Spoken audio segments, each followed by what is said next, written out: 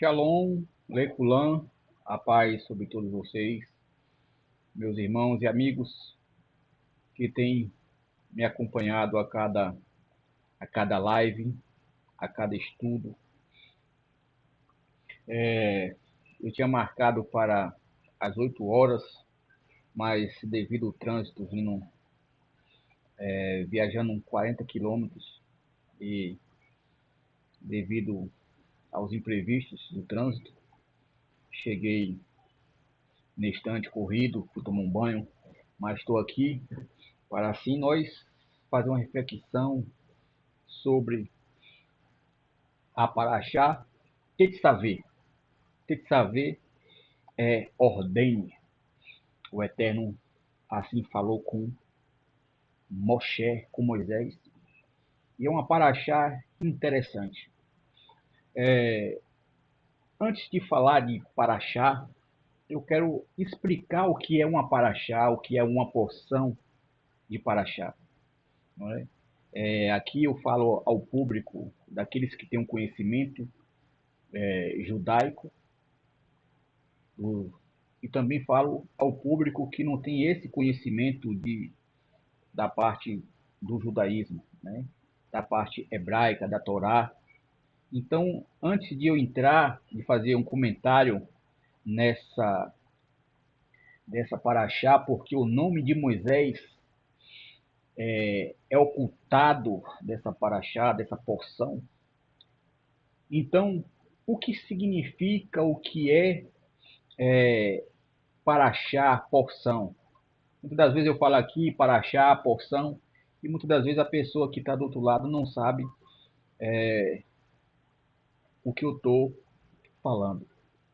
Então, paraxá na realidade, significa literalmente porção, seção ou parte separada. Ou seja, os 5 livros de Moisés, que é conhecido como Torá, que é essa daqui que eu estudo, né? Essa daqui que eu estudo, Torá, é os 5 livros de Moshe, né? E ela é dividido em 54 parachotes, plural de paraxá. Parachotes é plural de paraxá. Então, elas são divididas em 54 porções, né, para estudar durante um ano.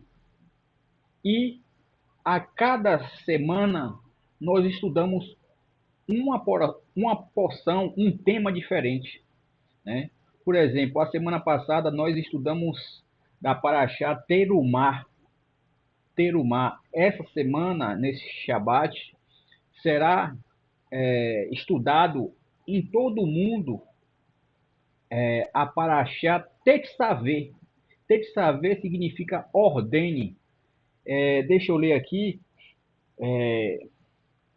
Nessas, nessas Bíblias comuns, né, João Ferreira de Almeida, entre as outras, não tem a divisão das parachotes como tem a Bíblia judaica israelita, né? A Bíblia judaica israelita completa, que essa daqui que eu tenho, né, de David Stern, né? David Stern, é a Bíblia judaica completa. Então ela já tem as porções para você estudar a cada dia. Então essas porções é dividido em 7 sessões, né? Em 7 sessões. Né? Em cada dia você estuda uma e no Shabat se faz o resumo de toda a Paraxá. Tem pessoas que pegam um ponto da Paraxá e explana sobre aquele ponto. E tem pessoas que faz o resumo dela toda, né? E ensina assim a cada Shabat. Então, nós estamos na Paraxá de porção 20. Tetzaveh ordene. Ela vai do capítulo 27, verso 11 de Shemot, de Êxodo, até o capítulo 30, versos 10. Então, por exemplo, aqui para vocês entenderem, no domingo, que é o primeiro dia da semana, as pessoas estudam do, do 27, 27, 20, né? Do 27, cadê? Do 27 20, estuda, até o 27, até o 28, até o 28 12. Aí no segundo dia, na segunda-feira, a pessoa estuda do 13, do capítulo do, do, do, do 28, do 13 até o 30. Né? No terceiro dia, né, do capítulo 28, do 31 até o 43. Então, vai até completar os dias na semana, até completar o sétimo, até a sexta-feira, a pessoa estudando tudo, e no sétimo dia, que é o Shabat, estuda toda a porção, completando com a sétima, e o Mafitim, que é o, o é, que conclui. Né? O Mafitim é uma criança quando é chamado na frente para ler o Mafitim. Então, o que acontece? Então, para explicar a vocês que na tradição judaica Paraxé é uma porção semanal da Torá, lida publicamente na sinagoga a cada Shabat, parte do ciclo, parte do ciclo anual da leitura da Torá. A Torá com os 5 livros, né, dividida em 54 parachotes, né, plural, para que venhamos estudar durante um ano, certinho, embate certinho, um ano você estudando a leitura da Paraxá. Então, explicando o que é Paraxá, porção, agora nós vamos para o que nos trouxe aqui, né? Que é fazer uma reflexão, é fazer uma análise, é fazer uma busca.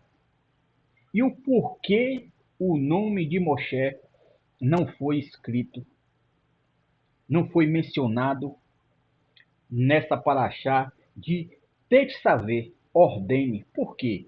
Porque em todas as parachotes da Torá, de Gênesis a Deuteronômio, a Devarim, é mencionado o nome de Moshe. E só nessa paraxá não é mencionado o nome de Moshe. E justamente na paraxá que vai ser inaugurado o Mishkan, o tabernáculo, a qual Moisés é é um, do, um dos protagonistas dessa paraxá, e o nome dele não é mencionado. E nós iremos pegar um ponto dessa Tetzaveh para falar. Né? Essa paraxá é muito maravilhosa, muito profunda, né? Mas nós vamos pegar aqui uma reflexão sobre esse tema. Né? Esse tema. Né? Onde está Moisés? Onde está Moshe nessa paraxá? E todos nós sabemos que a Torá, ela não é um livro qualquer. Ela não é um gibi. Ela é a palavra, ela é a voz do Eterno falando conosco. Quando nós estudamos, é Deus falando conosco através de Torá. E quando nós falamos com Deus, é quando nós oramos. E quando Ele fala conosco, é quando você estuda a Torá. Então a Torá, ela é profética. Ela é profética. E se ela é profética, o menor ponto, né, o que, o que aos olhos humanos não se encaixa, você pergunta o porquê, porque ela é profética. A Torá, ela ensina, ela profetiza o fim o mundo vindouro desde Bereshit, de Gênesis. Então, o porquê, ao longo desses séculos, de milênios, vários rabinos, sábios, têm quebrado a cabeça para entender o porquê. E eu irei trazer aqui é, fontes, né, de Ensinando de Sião, fontes de rabinos conceituados. Estarei aqui. Qual era o pensamento há 1500 anos antes de Mashiach vir, do que eles pensavam sobre essa paraxá, né? Então nós iremos assim entrar nessa paraxá, fazer uma tefilá primeiro, uma oração, para que essa paraxá venha assim, essa reflexão dessa paraxá, venha entrar em nossos corações e nossa mente, nessa noite tão maravilhosa. Avinu Malkeinu, Shabbat Shammai, nosso Pai que está nos céus, nesse momento, meu Pai, entre em tua presença, em nome de Yeshua, para suplicá-lo ao Senhor, meu Pai, perdão por nossos pecados, pelas nossas falhas. Agradecendo também, meu Pai, por um dia que se passou. Rogando também, Senhor, que nos fortaleça, que nos encha do teu Ruach HaKodesh, do teu Espírito Santo. Que as palavras a qual forem faladas, Senhor, venham a ser, assim, meu Pai, temperada com o teu Ruach HaKodesh, o teu Espírito Santo. Que as pessoas a qual vierem assistir, a ouvir essa mensagem, venham ser esclarecidas, venham ser beneficiadas, venham ser alimentadas, meu Pai. E que o teu nome sempre seja exaltado através dos teus servos. E assim, meu Pai, rogo também pelas pessoas que perderam seus entes queridos nessa enchente, nesse deslizamento que teve lá em Juiz de Fora, em Minas Gerais. Que o Senhor, assim, meu Pai, conforte o coração dessas pessoas, que o Senhor, assim, traga conforto, que o Senhor traga shalom em meio a momentos difíceis, meu Pai. E assim, meu Pai, eu te suplico em nome de Yeshua. Amém. Então, meus irmãos, o mistério de ter que saber onde está Moshe. Uma investigação sobre a única porção do Êxodo onde o protagonista desaparece. Justamente quando ele vai ali inaugurar o Mishkan, o tabernáculo. E separei aqui dois trechos que o Eterno não cita o nome dele. E tu ordenarás em 27:20 de Shemot, de Êxodo, e tu ordenarás aos filhos de Israel que te tragam azeite de oliveira puro, batido para iluminação, para acender a lâmpada contínua. Agora o 28, versos 1. E tu faz chegar a ti Arão, teu irmão, e a seus filhos com ele dentre os filhos de Israel, para servir-me Arão, Nadab e Abihu, e Eleazar e Tamar, filho de Arão. Então aqui é mencionado os filhos de Arão e é mencionado Arão, ou seja, o momento que eles são mencionados, mas o nome do principal protagonista não é mencionado, que é o de Moshe Rabbeinu, né? Moshe, o grande mestre Moshe, antes de Mashiach, né? E nós iremos entrar nesse shiur, nessa reflexão. Olha que maravilha, né? Desde o nascimento de Moshe, como nós lemos aqui, até o fim de Devarim, seu nome aparece em todas as porções, exceto nessa paraxá de Tetzaveh, de 27, versos 20 até 30, versos 10. Porque Deus omitiu o nome de seu servo na porção que inaugura o sacerdócio. Por que o Eterno omitiu o nome de Moshe? E nós iremos aqui de Gênesis, Apocalipse, Levítico, Número e Deuteronômio.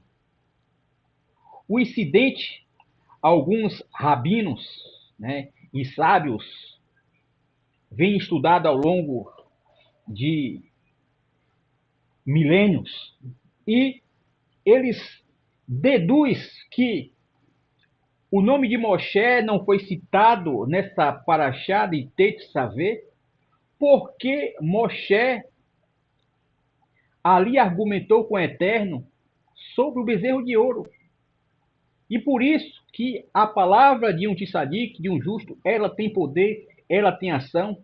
Por isso que o nome de Moshe não foi mencionado nessa paraxá de Tetzaveh. Mas nós iremos mais fundo que não é só isso. Né? Não é só isso. Que ao incidente do bezerro de ouro, a tradição da Midrashica conecta a ausência de Moshe ao seu pedido desesperado em Shemot 32, após o grande pecado de idolatria do povo. Então Moshe ali, ele chega diante do Pai, diante do Eterno e fala assim: se esse povo, né, deixa eu ler aqui 32, olha só o que ele fala. 32 de Shemot. Por que Moshe, o nome de Moshe, não foi mencionado nessa paraxá Tetzaveh? Olha só o que diz aqui, 32:30.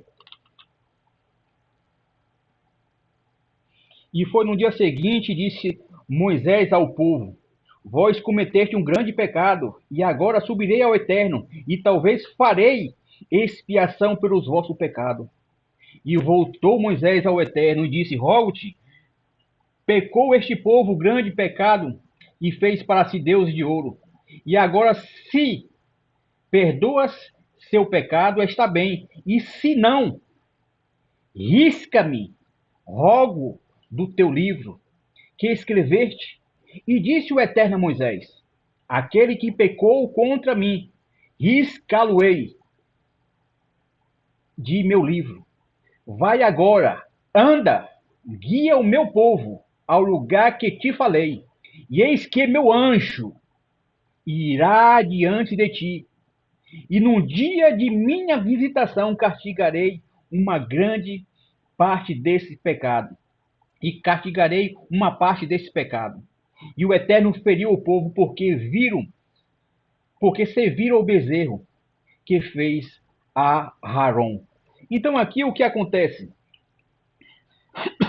Nessa paraxá, nessa, nesse ponto da paraxá que o nome de Moshe não é mencionado, o povo ele é corrompido quando Moshe vai pegar as duas tábuas, o decálogo, as 10 palavras do Eterno.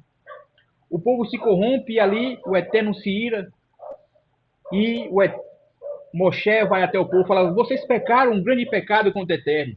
Irei lá fazer expiação por vocês. Mas, e aqui, pois perdoa o seu pecado, se não risca-me, peço-te do teu livro que escreveste. Moisés, porque escreveste. Então, a palavra de um tzadik, de um justo, ela não volta vazia. Embora Deus não tenha destruído o povo, ele honrou a palavra de Moisés para atender seu pedido de ser riscado. E o Eterno removeu o seu nome desta seção específica. Padrão, e disse o Senhor a Moisés: vai da B, Adonai é Moshe. Então, Tetzaveh, tu ordenarás, Veatá Tetzaveh. Então, nós vemos que todas as paraxotes o Eterno falava com Moisés, e disse o Senhor a Moshe.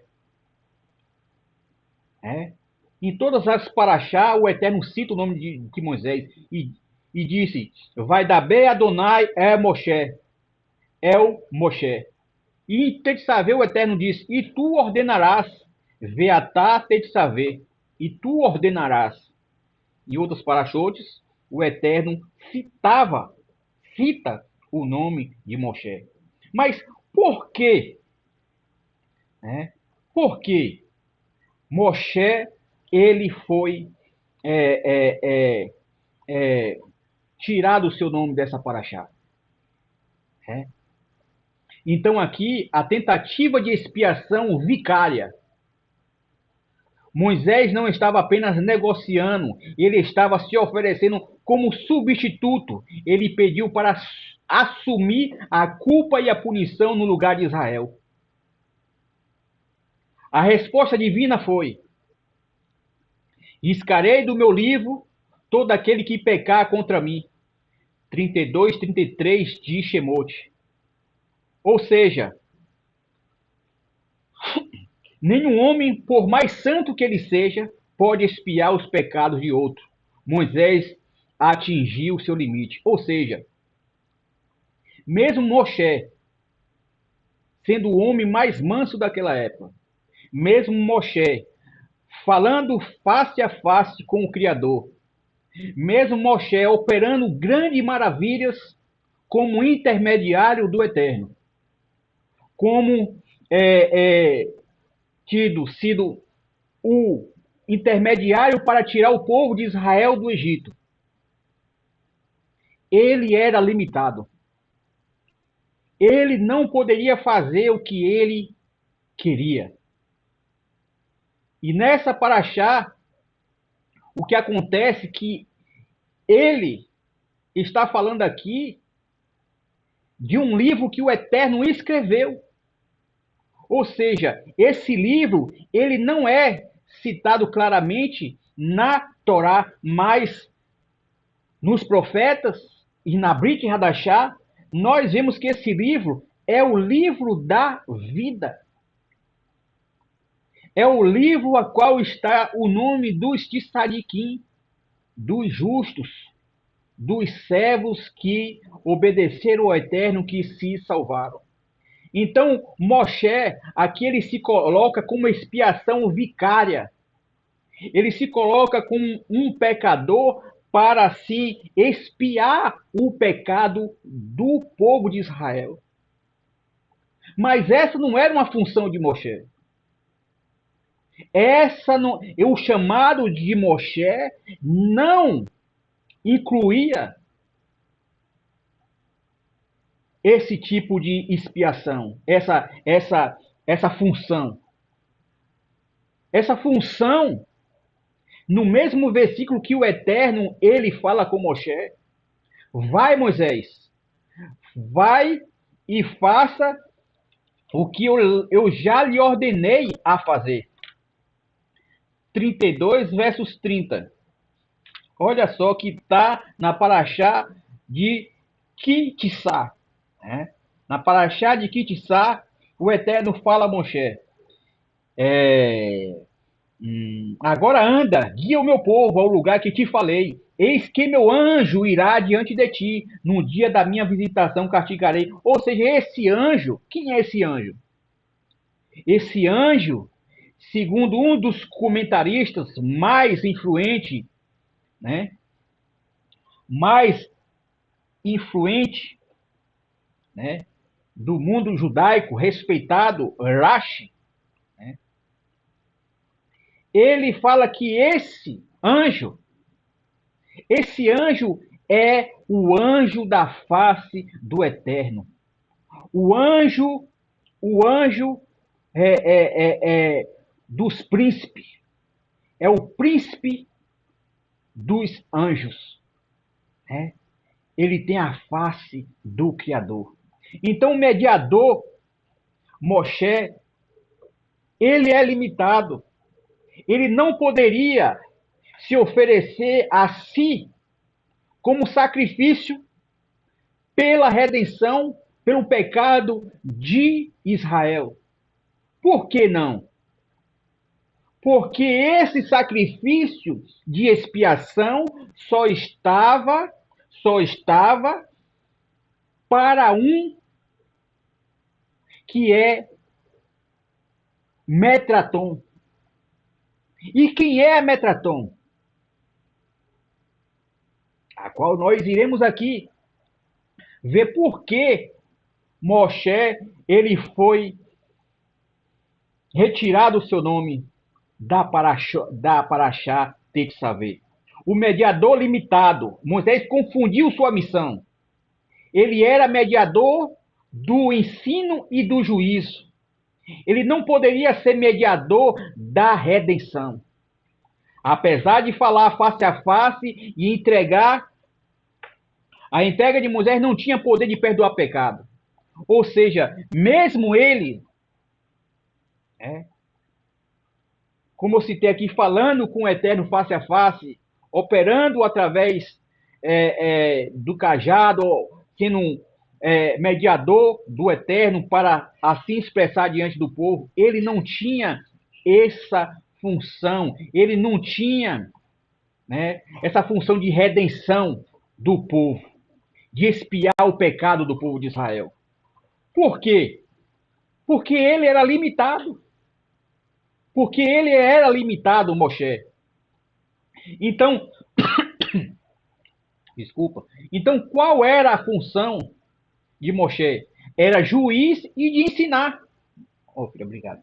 Então, o chamado de Moshe era de ensinar e de juízo, de julgar a causa do povo, mas não de redimir e de expiar o pecado do povo. E qual foi a solução divina? A solução divina foi: eis que eu envio um anjo diante de ti, em Shemote 23:20. No mesmo diálogo onde nega a oferta de Moisés, Deus apresenta aquele que tem autoridade que Moisés desejava possuir. Guarda o caminho, tem poder para perdoar ou não perdoar. O meu nome está nele. Então o Eterno cita diante de Moshe e fala assim: olha, eu envio para com essa conversa. Eu não aceito o seu tipo de sacrifício. Eu não aceito o seu tipo de oferta. Porque eu tenho o meu anjo, que o meu nome está nele. Esse anjo é Metraton. E não é uma conversa, e não é um ensinamento novo. É um conceito já antigo. Inclusive Metraton, segundo os sábios, os rabinos, os nossos rabinos, existia dois poderes no céu. Dois poderes no céu. E diz que quando você adora Metraton, não é idolatria, como muitos pensam, quando você adora Machia, você está em idolatria. Porque já era um conceito já que predominava naquela época. Entre os rabinos, entre os nossos rabinos, entre os sábios. Então o Eterno fala que não, esse anjo ele tem um poder de perdoar o pecado, ele tem um poder de não perdoar, então diga ao povo para que ande na linha.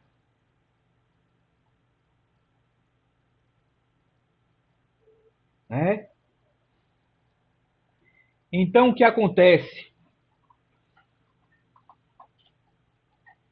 O que acontece? Que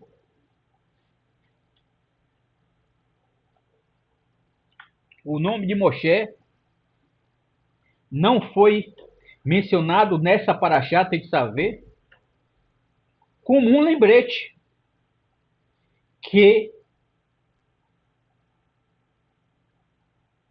só um tem o poder de remir, de expiar o pecado do povo e do mundo. E aqui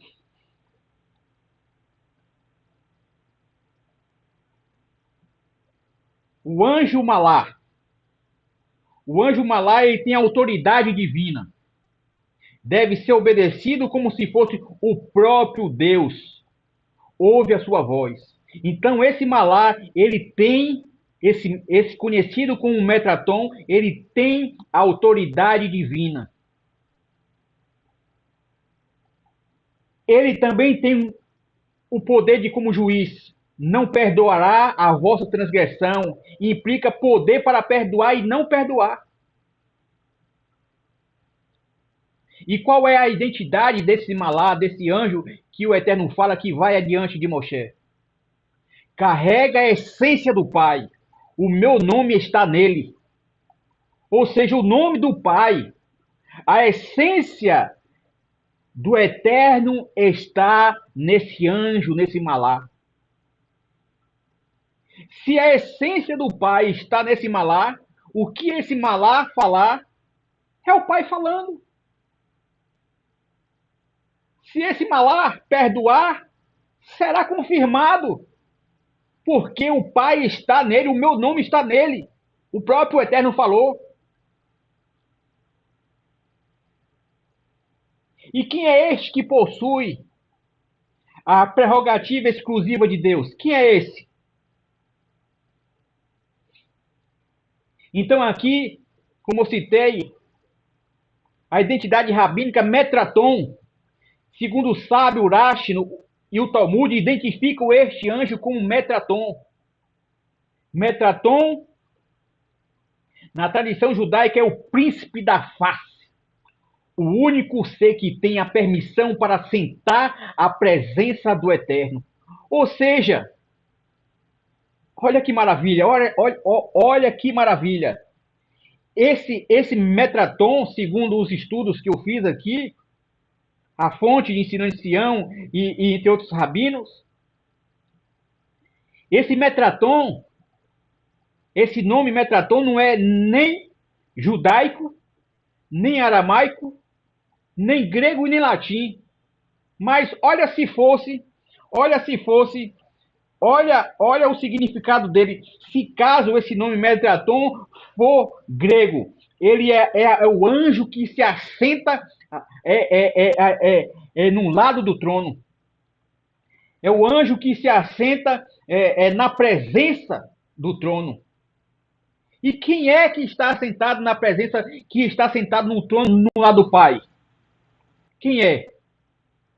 É fácil. É fácil. É fácil. Então, em grego, é aquele que está sentado ao lado do trono. Metator, latim, o mediador ou guia. Em aramaico, é aquele que guia. Em latim, o mediador. Então, Metraton é aquele que está, é o príncipe da face, aquele que está na presença, assentado na presença do trono, na presença do Eterno. Ele é o único anjo que tem o poder, ele é o único anjo que tem a permissão de sentar na presença do trono. E aqui é um conceito de nossos rabinos. Dois poderes no céu. A crença em uma segunda manifestação de Deus não era heresia antiga, era ortodoxa. Ou seja, no judaísmo do segundo templo, no século I, Mera aramaico, a palavra manifesta. Logos, em grego, o verbo divino. Olha como era conhecido. Sopia, a sabedoria personificada. A sabedoria personificada era esse ensinamento, essa crença já predominava no século I do segundo templo. Então não era uma heresia que existia dois poderes no céu. Né? Dois poderes, não era heresia. E isso é uma fonte do professor rabino Daniel Boarim. Né? Fontes de Daniel Boarim, um dos rabinos, né? Um dos irmãos professores. Então, o anjo da presença significa Sarrapani. Sarrapani, em toda a angústia dele, ele foi angustiado. Este anjo não é observador distante. Ele redime, ele carrega o povo, ele sofre com o povo. E o anjo da sua presença os salvou. Isaías 63, verso 9. Então, esse anjo não é qualquer um anjo. Então, por isso que o nome de Moshe, ele não foi citado nessa paraxá. Por quê? porque ele não tinha essa função. Por isso que a oferta dele não foi aceita. Porque essa função só quem tem é Yeshua, Hamashia. Então olha só o que diz, o servo sofredor, Moisés pediu para arriscar-me, perdoa o pecado deles. Foi recusado. Foi recusado a oferta que Moshe se colocou para perdoar o pecado do povo. Porque essa não era a função dele. O chamado não dele, mesmo que ele tivesse toda a intimidade do mundo, não era dele. Era só exclusivamente de Yeshua HaMashiach. Apresentado como um Metatron, a qual o anjo da face dos príncipes, a qual se assenta na presença do trono, mas sim ao único que era confiado esse chamado, essa redenção, essa expiação, é o servo. O servo faz, ele tomou sobre si, Isaías 53, ele tomou sobre si as nossas enfermidades, e pelas suas pisaduras nós somos sarados. O que Moisés queria fazer, a oferta vicária, apenas o anjo servo tinha autoridade e natureza para realizar.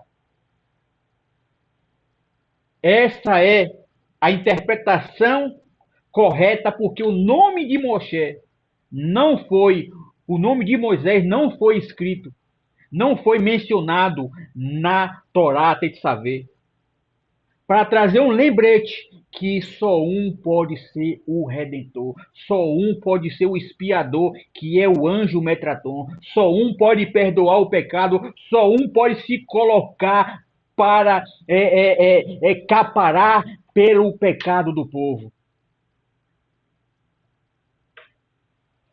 Isso, ó filha, isso vai entrar aqui, ó. Isso nos deixa maravilhado. Maravilhado. Então, o que acontece para o Hashem?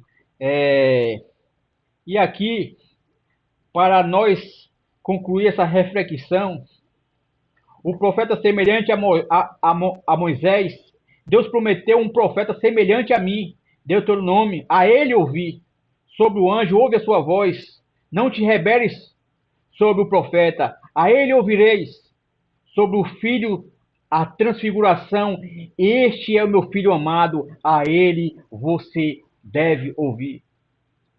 Então, quando Moshe lhe fala ali que o Eterno levantaria um profeta semelhante a ele, era porque um profeta de carne e osso, mas muito superior a ele, a qual oferta seria aceita de expiação pela humanidade, de expiação não só pelo povo de Israel. Aí se cumprindo a promessa que o Eterno fez a Abraão. Em ti, Abraão, serão benditas todas as famílias da terra. As bênçãos não iam ficar sobre as fronteiras de Israel, mas as bênçãos iam ultrapassar as fronteiras. As fronteiras de Israel iam expandir para todo o mundo. Isso que nos deixa maravilhado. Então, a revelação do mistério. Olha só o que significa a revelação do mistério. Mera. Yeshua era conhecido como, no passado, como Mera, como filho, como Metatron e como anjo da presença. Essa era a manifestação de Machia durante o período dos profetas e da Torá. Então Machia ele era conhecido como Metatron, como Mera, como anjo da presença e o filho.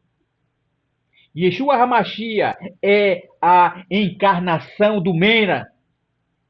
O Metatron, o anjo da presença, ele veio de Deus, de Deus, é o filho. Ele tem o nome de Deus, ele tem autoridade para perdoar pecado. Então, o Mashiach, Yeshua, né? Yeshua, a Machia é a encarnação do Mena, como era conhecido, num, como era acreditado pelos rabinos e pelos sábios no primeiro século, no primeiro século, né? Então, Mena é a encarnação, Yeshua é a encarnação de Mena, e Metraton, o anjo da presença, ele veio de Deus, né? É o Filho de Deus. Há essa hierarquia, igualdade e hierarquia, né? Então, missão, hierarquia, essência e igualdade. Eu e o Pai somos um. O Pai é maior do que eu, o enviado. Tá vendo? Então, com o Metraton, Yeshua compartilha da essência divina, mas opera como o enviado. O representante é igual o representado na autoridade de sua missão. Então, o Machia, né, ele é o único que pode expiar o pecado do povo. Porque o nome de Moshe foi riscado? Por quê? Agora, a conclusão. Por que o nome de Moshe foi riscado? A ausência de Moisés em Tetsavé é um memorial eterno de que a lei e seus profetas, por maiores que sejam, não podem prover expiação. O homem falha, o sacerdote levítico é imperfeito. Apenas o sacerdócio de Melquisedeque. Yeshua é eterno. Então, Moshe, por mais intimidade que ele tinha com Deus, por mais manso que ele fosse, ele era limitado.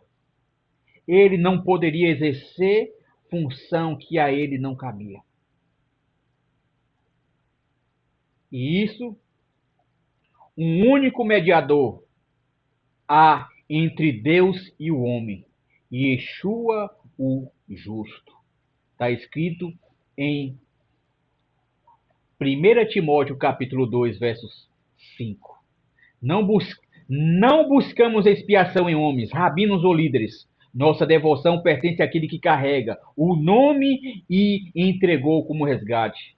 Então, a nossa redenção não está em homens, não está em homens falhos. A nossa redenção está naquele que carrega o nome do Pai sobre si. E é a essência do Pai e que também se entregou por nós. Então, aqui, Yehoshua, salvação é uma necessidade. O nome Yeshua significa o Senhor salva. Sem ele, o anjo que perdoa, não há remissão.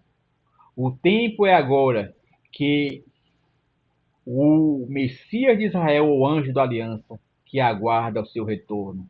Então, a fonte aqui, ensinando de Sião, uma, uma mensagem maravilhosa, né? Então, essa mensagem, né, que eu trouxe para você, por isso o nome de Moshe não apareceu em Tetzaveh, porque nessa paraxá será eterno o lembrete de que só há um que é expiação pelo pecado do povo e do mundo, que é Yeshua HaMashiach. Assim irei fazer uma tefilá, uma oração e concluir assim esse shiur tão maravilhoso, concluir assim essa reflexão sobre essa paraxá e que fica para nós um, uma, um aviso de que tudo, mesmo por mais líder que eu seja, por mais servo que eu seja, por mais manifestação que tem em minha vida, eu sou limitado. Eu não devo fazer função que não me cabe. Só aquele que tem o nome do Eterno, que é Metraton, Yeshua, o Mera, o Logos, a sabedoria personificada. Avinu Moqueiro, Shabbat Shammai, nosso Pai que está nos céus, nesse momento eterno. Agradeço ao Senhor por essa oportunidade de expressar esse shiur, essa reflexão tão maravilhosa dessa paraxá Tetzaveh. Que o Senhor traga, meu Pai, shalom a todos que ouviram, shalom em minha casa e minha família. Que o teu Rua, meu Pai, possa nos preencher, que o teu Rua possa se manifestar através de nossas ações. E que o teu nome, meu Pai, sempre seja exaltado através de nossas vidas. E assim, Pai, eu te agradeço em nome de Yeshua. Amém. E a todos vocês, meus irmãos e amigos que me assistiram, seja nessa noite, seja nessa manhã ou nessa tarde, dependendo de cada fuso horário de cada país, que o Eterno abençoe a sua vida. Em nome de Mera Yeshua HaMashiach, o nosso Rei